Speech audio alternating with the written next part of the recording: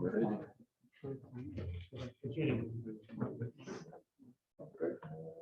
Well, let's continue. It's my pleasure to present. Everybody is ready. It's my pleasure to present Professor Luisa Beghin from Rome, who is going to speak about renewal processes linked to general fractional operators. Please. Okay, thank you very much. Can you hear me? Yes, I think. So first of all, I would like to thank Vasily and all the organizers for this nice opportunity to be here again for the second time in Cambridge. I apologize because my talk is a little bit off topic. I will not speak, unfortunately, on optimal control.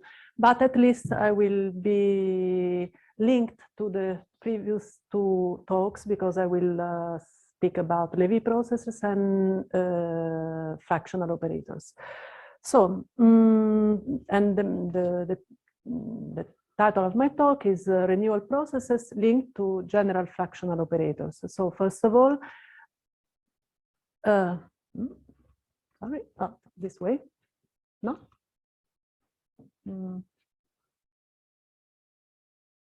I don't know. Seems to be not working. The light, yes, but okay, I can go up and down. Is it?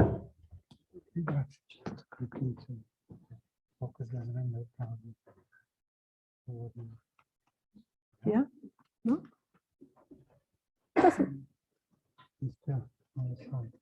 Yeah, okay, okay. Okay, so just a brief outline of my talk. So I will produce some notation and definitions on renewal processes and very shortly some definitions on the V processes and on the general fractional derivatives that I will use. And then I will move to define the renewal processes linked to these general fractional operators. Then I will describe the alpha stable case, which is always the most important one, the case where we have also some explicit results. And then I will move to some modifications of the previous results in two different directions, in the time inhomogeneous case, and then in another variable order case, and then some further directions of research. So, sorry. So I probably don't need to introduce the basics facts of renewal processes, but just for the notation, we will start with some IID random variables that I will denote by zeta, which are what we call the inter-arrival times. So we will consider these zetas as the length of the intervals between two successive arrival of some events. And tk is the partial sum of these variables up to k. So it is we will consider it the tk. It will be the time of the kth arrival, and then we can construct as usual this renewal process that in some case will be the Poisson process, or in other cases will be a modification and generalization of a Poisson process, but almost always will be a renewal process. Then in the standard case, the case of a Poisson process, we assume that the tail distribution of this random variable zeta is a negative exponential. So for tail distribution, I mean the probability that the variable is greater than t will be, in the standard case, it is assumed to be a negative exponential. Then, as a consequence of this assumption, it is the solution of the standard equation written there with the initial condition, so what we call a standard relaxation equation. It is well known that in the standard case, the Poisson process has independent increments over non-overlapping intervals. And it is a Markovian process, so it is memoryless in the sense written there. And this basically is a consequence of of using a local operator, in this case the standard, the first order derivative with respect to t in the equation, and then it produces exponential interarrivals, and then the lack of memory, which, as I said, is a main characteristic of also of the Poisson process. Some very short review of the definition for Levy processes. So a Levy process can be identified by we will only be concerned with one-dimensional Levy processes. So I call psi of x the Levy symbol of the process, so basically the exponent of its characteristic function. It is well known that the characteristic function possesses of a Levy process possesses this Levy-Khinchin expansion, and the main tool is the Levy measure here. That in the standard case does not depend on any parameter, but we will see later time inhomogeneous case.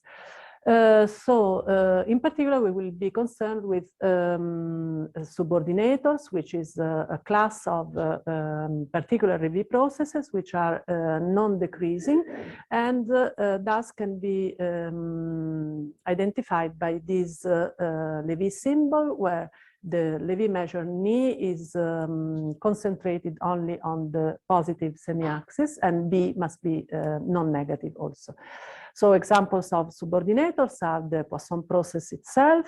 For other examples are the gamma process, and the stable subordinator, which is I will refer to it very often, and also in another talk they spoke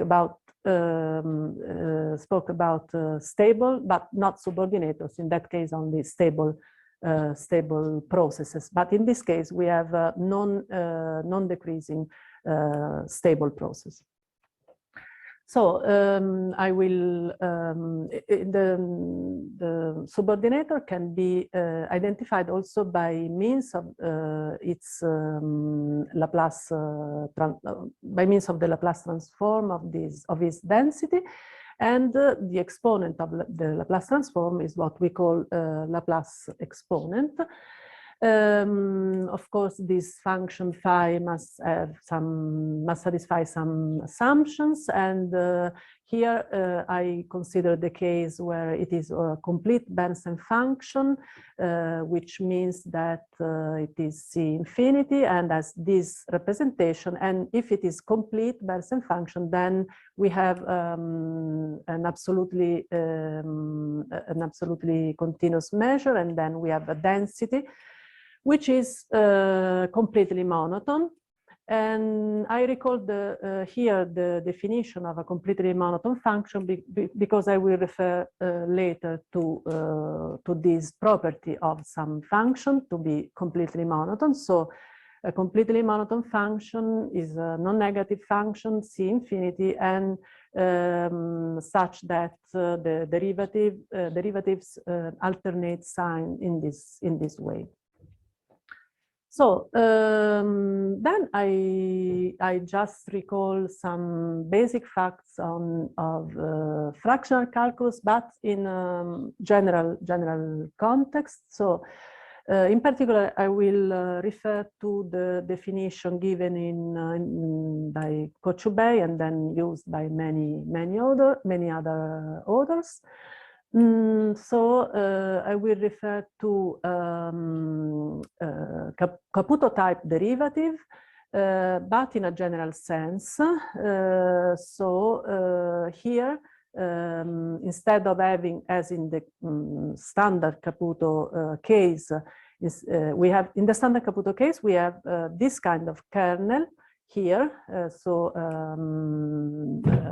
power, a negative power of t as kernel here, but Kochubei generalized it to the case where we have a more general kernel that of course must satisfy some conditions. The first one is to be a non-negative and locally integrable function on R plus.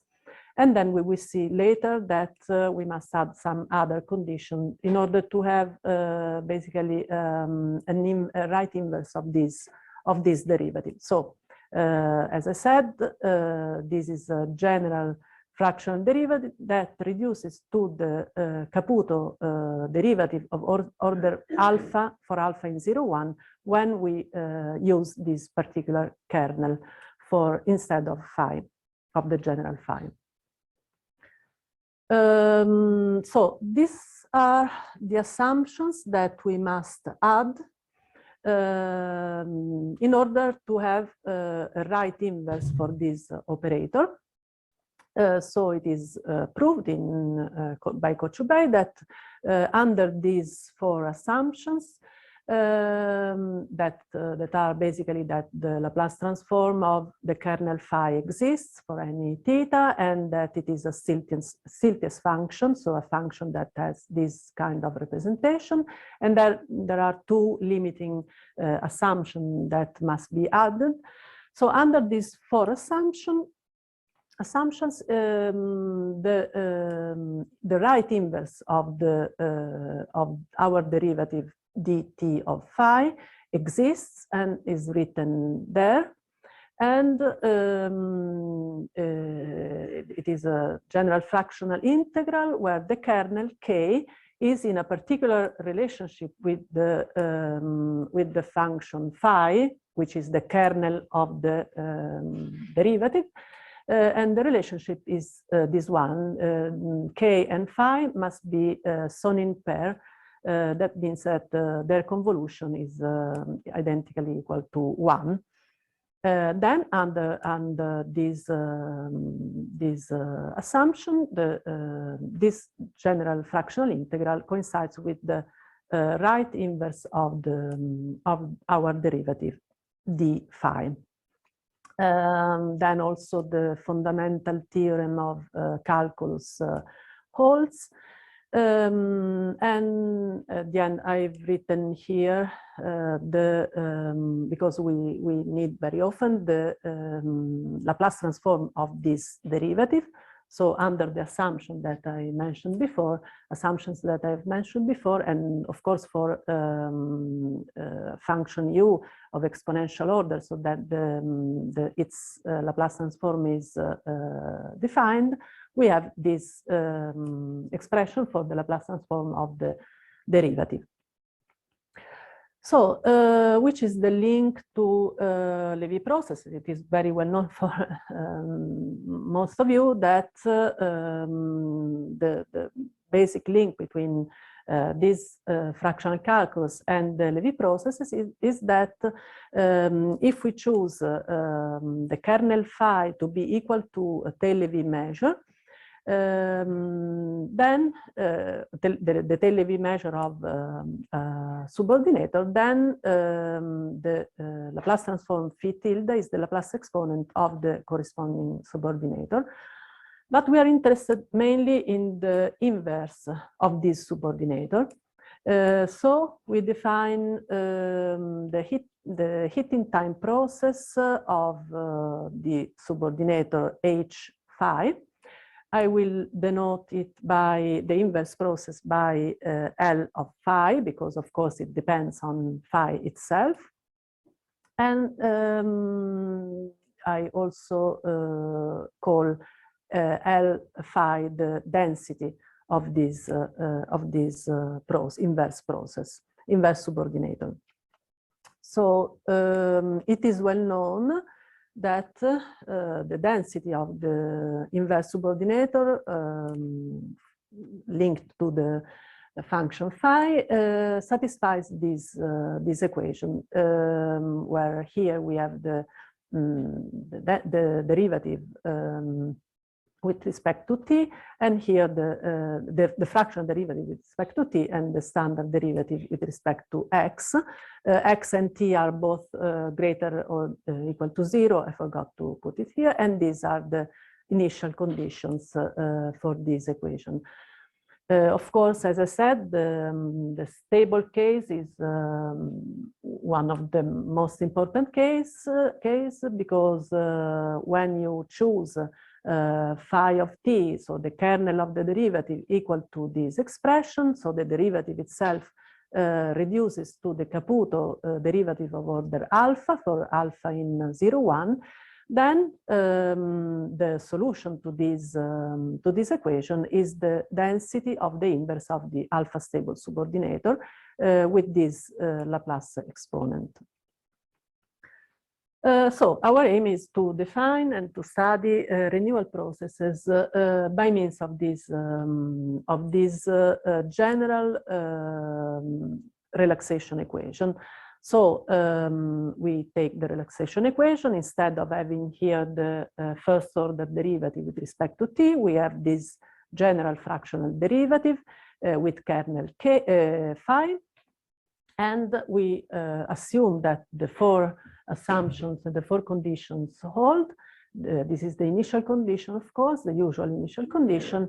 And this equation has a unique solution, which I call u lambda, because of course it depends on lambda, and which is continuous, infinitely differentiable, and completely monotone on this interval, 0 plus infinity. And so this is a key fact that in our case will be in some sense removed. But now in the classical case, we have that the solution is completely monotone.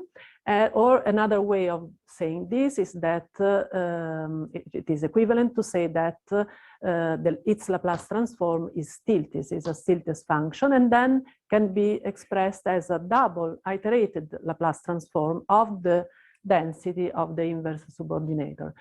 And this is very important because if all these 4 conditions hold, then in particular as a consequence of being stiltious of phi tilde, then we have the following, just a moment. Under these conditions, we can define, of course, a renewal process by assuming that the interarrival times that I introduced at the beginning are IID random variables with this tail distribution. So with tail distribution that coincides with the solution of the relaxation equation that I think also I've written also here, yes, with this initial condition. The probability mass function, as a consequence, the probability mass function of the process satisfies this equation, where again we have here the general fractional derivative. And as I said before, so I must go back to the other slide here, as a consequence of the second assumption that we made on phi, then we have this representation for the Laplace transform of the solution, or as it is equivalent, we can say that the solution is completely monotone. And then as a consequence, our process, our renewal process, and phi, which is defined as by means of this distribution of the interarrival times, as this time change representation, which is very well known, and so it can be represented as a standard Poisson process time changed by the inverse of the subordinator with Laplace exponent phi tilde. And of course, N and L are considered by assumption independent. So this is to sum up these results. We have in the relaxation equation, we have now a non-local operator. So the interarrivals are non-exponential, and so we have no lack of memory in the process. And the process is no longer a Levy process, but it is a semi-Markov process. So as an example, I can describe the stable case, so the stable particular case.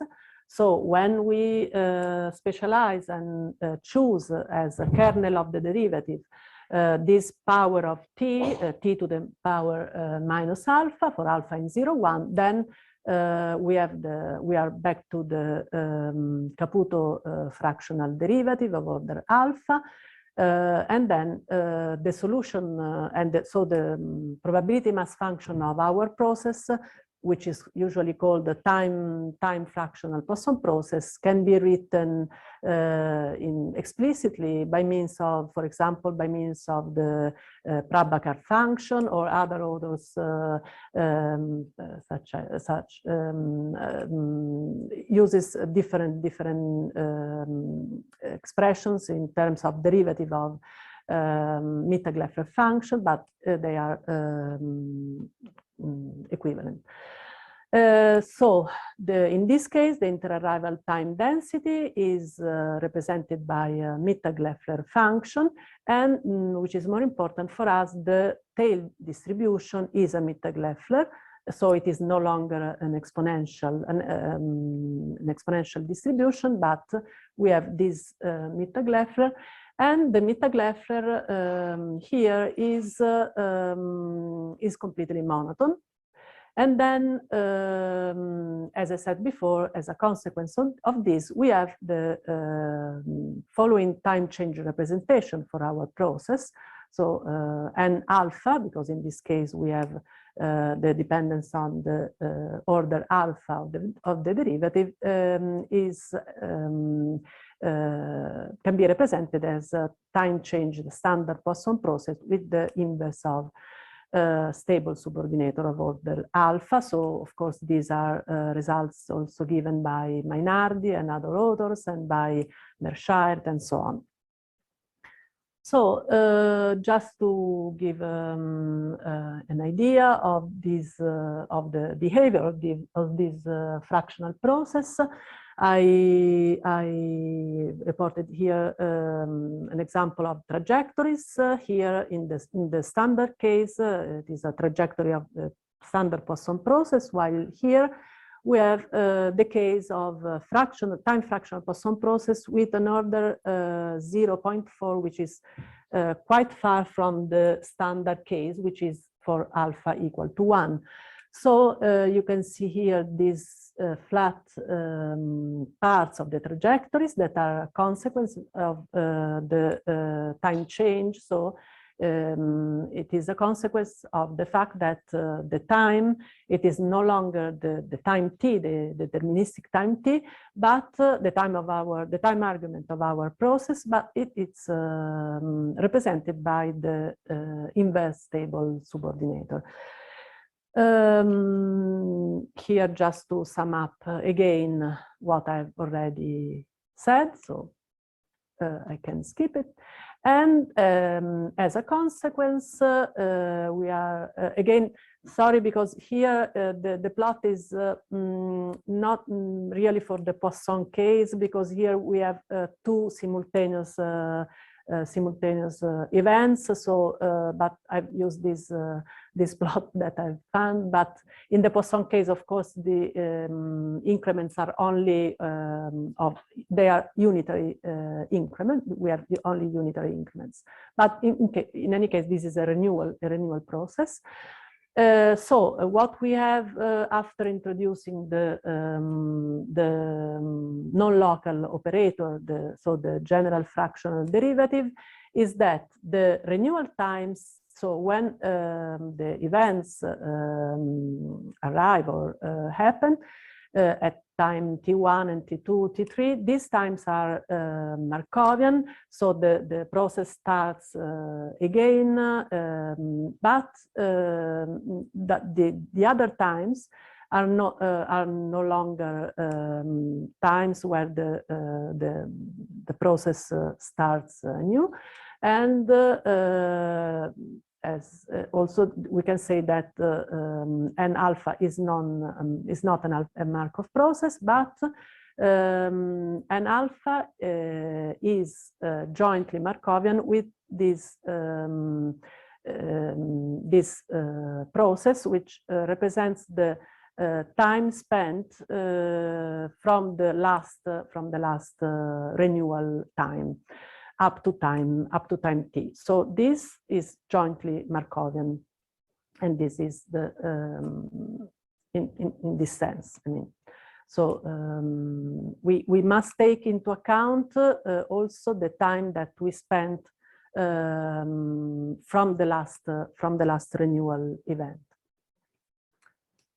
So now I want to describe some different directions of research that I followed in order to, in some sense, generalize this result and moving from the more classical cases.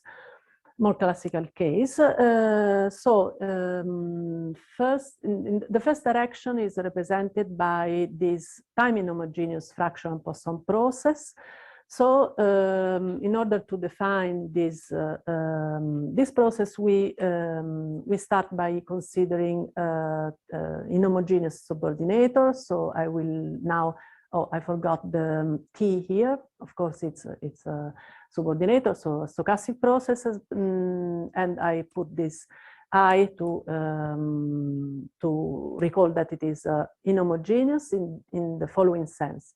So it is still a non-decreasing process, so as non-decreasing sample paths, and it is an additive process, so it is not a Levy process. It is stochastically continuous with independent increments, but the increments are no longer stationary, and so it is not properly a Levy process.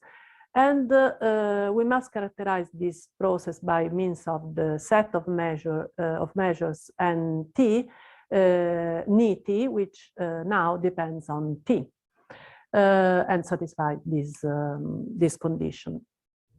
Of course, the homogeneous case is obtained as a particular case when ni is not depending on T, is always equal to ni T is always equal to ni. So now the Laplace transform of the increments are given by this expression here, and then the Bernstein function itself depends on the time argument in some sense, and can be written in this way. It is still Bernstein with respect to the first argument, eta. Here S is less or equal to the T. And again, of course, if ni T is equal to ni, then for any T, then we have again the classical case that I have considered before. In the stable case, this inhomogeneous subordinator has Levy measure given by this expression. And so you see that it is the first time now that the parameter alpha is not constant as before, but it is a function of T. By assumption, it is a non-negative function in 0, 1. So for alpha t equal to alpha, for any t, we are back to the previous situation. But in general, we have a function of t, so here and here, everywhere. The Bernstein function, then it is eta to the power alpha of t. And here are is the Laplace transform of the increments of the process. So we all again must define the right continuous inverse of the subordinator. In this case, of course, also the inverse process is not homogeneous, and so we can define, and we start by defining in this case the fractional Poisson process as a time, by means of this time change, where n is as usual the Poisson process, and L alpha I is the inverse of this stable, inhomogeneous stable subordinator. I forgot to tell that also other people are defined in different ways. For example, Enrico Scalas has worked on time inhomogeneous Poisson process by a different definition. So in this case, what we obtain is that the interarrival times of the process are still independent. It is still a renewal process, but the interarrivals are no longer equal in distribution, are not identically distributed, and this can be seen very easily here because the distribution, the Laplace transform of the density of the interarrival times are different for n varying. And then we can say that they are state dependent because they depend on the number of events that already happened already. Also, the state probabilities have more complex expression, and of course must be given in terms of Laplace transform, so in Laplace domain. In this case, we don't have a direct link to the differential equations. The only link is given by the other process, which is the Poisson process time changed by the subordinator itself, the inhomogeneous subordinator itself. So for this process, we have that the state probability satisfy this equation, but this equation has an operator here, which is of order alpha t, but it is an operator in the space, not in time. So in this case, we are not inside the framework of the general fractional calculus that I have introduced before. So what we were interested to is to define in another way a variable order case. So a case where the the parameter alpha is depending on t. So this is a work that I'm doing in still ongoing research with Lorenzo Cristofaro, which is here. And it is based on the definition that of derivative that is still inside the general fractional calculus. This definition, variable order definition of fractional derivative, was given for the first time by Scarpi and Professor Mainardi and Garrappa and Giusti used this definition and analyzed more deeply this derivative. And of course, here we have a kernel that depends on alpha. But in a quite complex way. So we must consider a function alpha in taking values in 0, 1 that must be locally integrable with this Laplace transform. I think only. Okay. We define in this case the kernel of the derivative as phi alpha as the inverse Laplace transform of this expression. Of course, if this inverse Laplace transform exists, then if it exists, the Caputo type fractional derivative with variable order alpha t is defined in this way. Of course, for alpha t always equal to alpha for any t, what we have here is that as a consequence, theta a of theta is equal to alpha for any t, and then we are back to the Caputo fractional standard Caputo fractional derivative. So remember that in this case, I denoted the Laplace transform by capital, the Laplace transform of alpha, I will denote it by capital A. This is the expression of the Laplace transform, the Laplace transform of this derivative, and it was proved in the paper that I mentioned before that the right inverse of this derivative exists under this under this additional assumption that theta A of theta for theta going to infinity converges to a constant in 0, 1, which is verified if alpha of t goes to this constant for t going to 0. So under this assumption, there exists a Sonin pair of this kernel, and then there exists a right inverse of the derivative that I have denoted by this, which is the order of this fractional interval is still, of course, depending on t. Alpha is still depending on t. And the kernel is the inverse of this function here, the inverse Laplace transform. So again, under these conditions, the fundamental theorem fractional calculus is satisfied, and then we can apply this derivative in order to define a renewal process. The problem is that in this case, the 4 assumptions of the general fractional calculus are not all are fulfilled by this by the Laplace transform of the kernel. In particular, the second assumption is not verified because in this case, under this assumption, phi tilde is no longer still this function.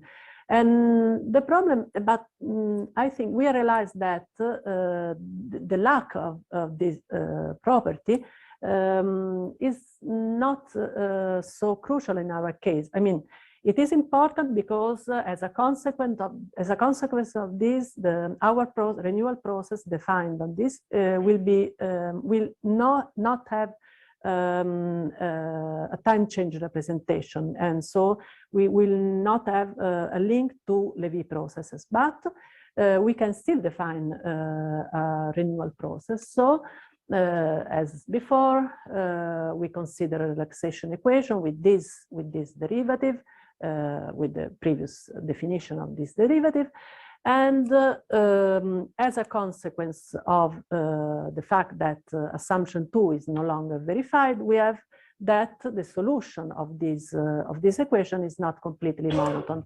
But still, we can prove that under another limiting condition here, the solution of the relaxation equation is non-negative, non-increasing, and right continuous, and that also satisfies the initial condition, and thus can be used as a tail distribution of the interarrival times for a renewal process.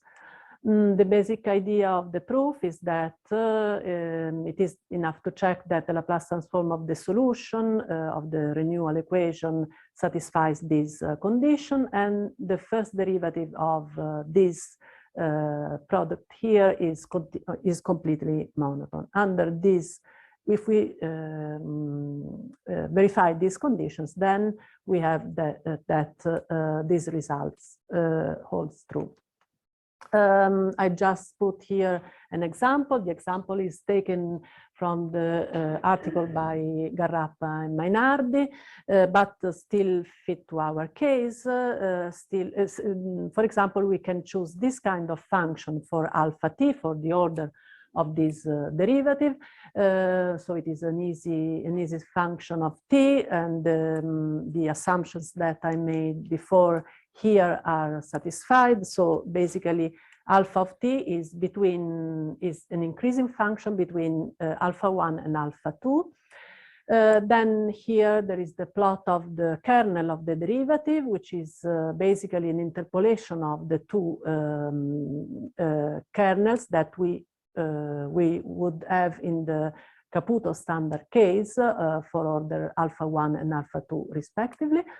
here the kernel of the integral, but this is not very important for us. But the most important thing is that the solution to the renewal equation here is called y, but in our case, in our notation is u lambda.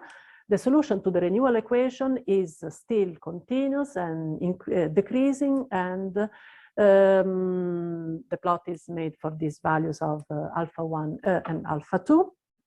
And then we can use this solution for defining the tail distribution of our renewal process, the tail distribution of the interarrival times for our renewal processes. Of course, all the results are given in terms of Laplace transform, but we hope that we will be able, probably with the help of Garrappa, who is a numerical analyst, we will be able to invert these expressions and to obtain some explicit results.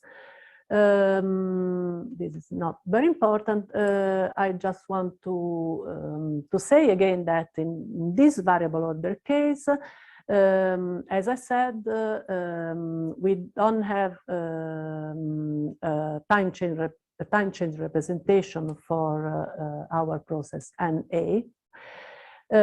Because UA tilde is no longer stiltious.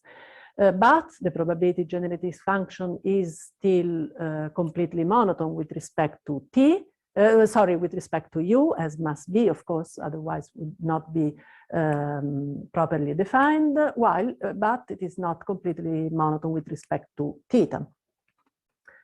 The interarrival times have still infinite moments. So it seems for any choice of this function alpha of t, since probably we are always between the two cases alpha 1 and alpha 2, so we are always in a case of heavy tail distributions. And then the moments are always infinite. But we can, of course, evaluate other quantities, for example, the R factorial moments of the process in time in Laplace domain.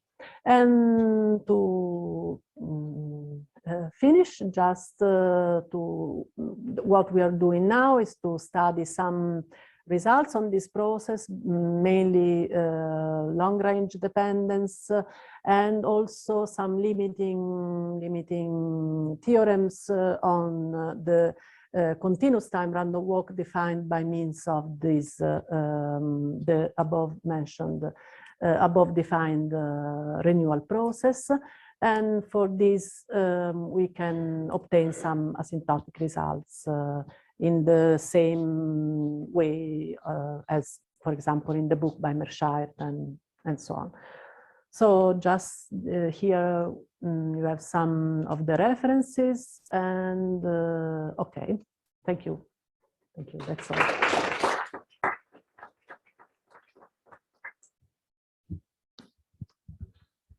Any questions, please? Enrico? Thank you. Thank you very much. So I have a question on the last part, just previous transparency, where you were saying what you are going to do. So if you have already some hints that you have a central limit theorem by removing the sort of martingale part, I mean. You mean I have some results on this? Yes, it is possible to prove convergence of this in strong sense. Yes, functionally, yes. But it's still in working. So I didn't present here, but.